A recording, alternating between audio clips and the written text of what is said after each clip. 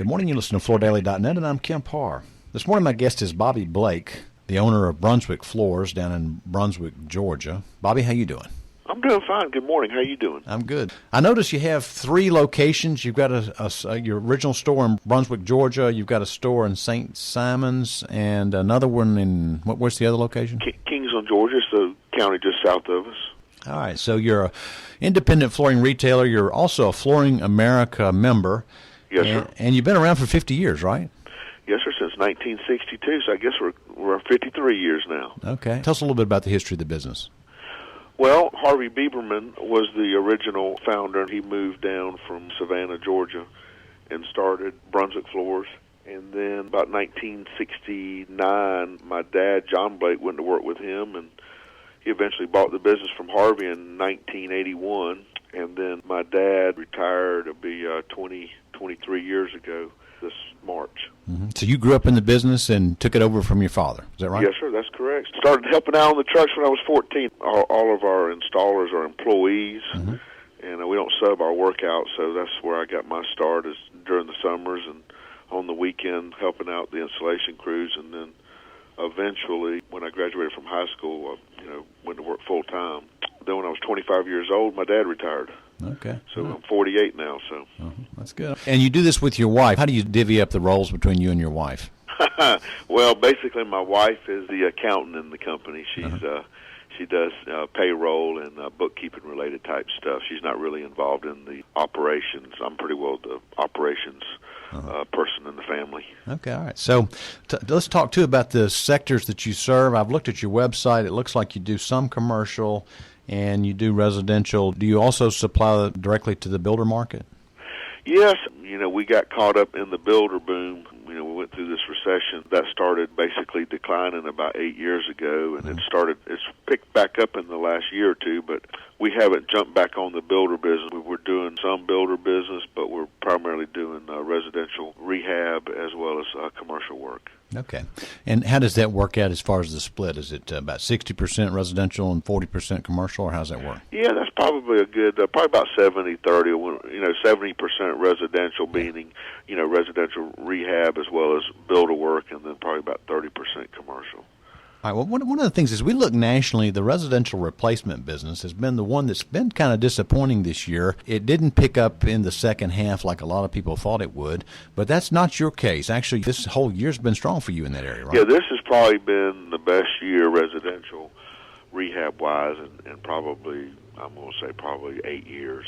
People seem to have more confidence. With the home pricing going down and the valuations going down, people were losing confidence in their homes, and there seems to be more confidence. I'll tell you something else, too. We have a lot of second home owners down here also, being on the coast. The prices are down from where they, peaked 8 to 10 years ago, and people are buying second homes, and they're buying second homes to actually enjoy them, just not for an investment purpose and hoping to flip them in a year or two, Yeah. So they're fixing them up because they want them to be nice for themselves to enjoy.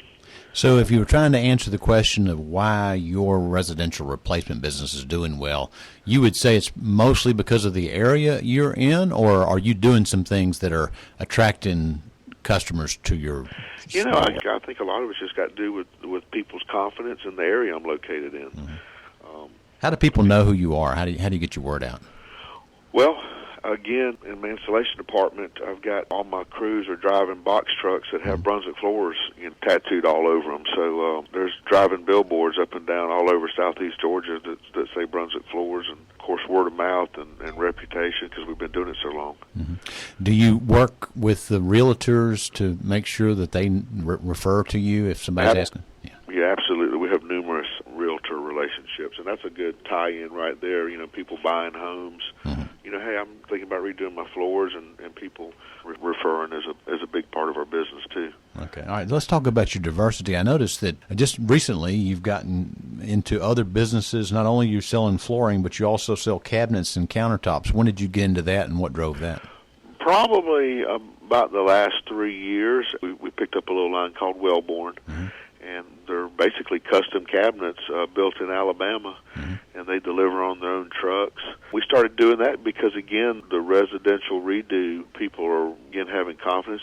They're redoing their cabinets, some of these, older homes.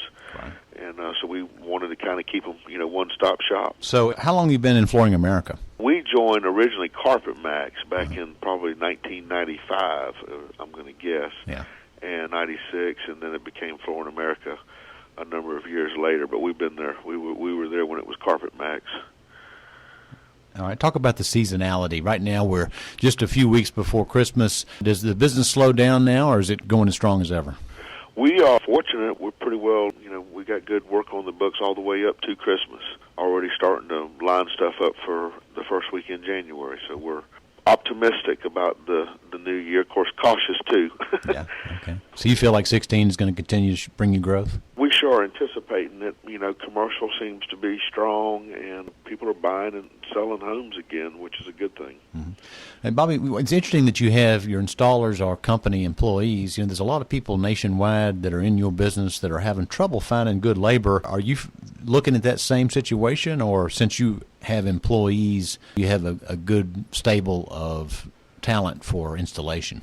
We have a good, stable talent pool within the company. Yeah. A lot of my installers have been with me 20-plus years, so, the only problem with this business, of course, it's a lot of wear and tear on your body. Right. And that's the only unfortunate thing about this industry.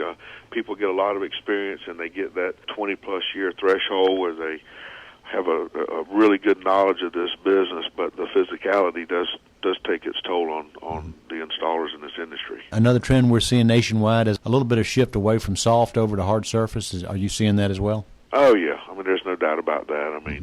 The majority of my crews are no longer carpet installers, where when I first got into business, the majority of our crews were carpet crews. So we're in line, and of course, the evolution of LVT, all the associated products have just made that hard surface sector even larger. Mm-hmm. All right, Bobby. Well, it's great to talk to you, and it's good to hear that you're seeing success down in the Brunswick, Georgia area. Again, been talking to Bobby Blake, the owner of Brunswick Floors down in Brunswick, Georgia, and you've been listening to Kemp Harr and FloorDaily.net.